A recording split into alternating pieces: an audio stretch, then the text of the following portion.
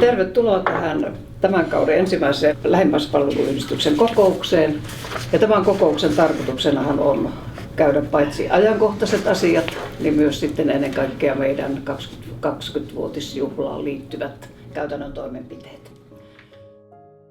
Vanhus- ja lähimmäispalveluliitosta otettiin minun aikoinaan yhteyttä ja todettiin, että erityisesti Espoossa oli erittäin suuri tarve ikäihmisten toiminnalle ja erityisesti tietysti palveluille ja asunnoille. Tämä oli se lähtökohta.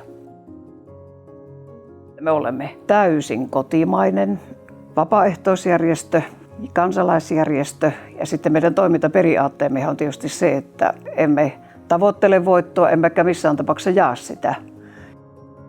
Asukkaat ovat osallistuneet hyvin aktiivisesti alusta lähtien sekä talon hallintaan että toimintaan. Ja yhdistyksen johtokunta tietysti muodostuu ihan näistä ihmisistä, jotka ymmärtävät palveluiden päälle ja osa asuu näissä meidän palvelutalossa. Eli ovat tällä tavalla asiantuntijoita.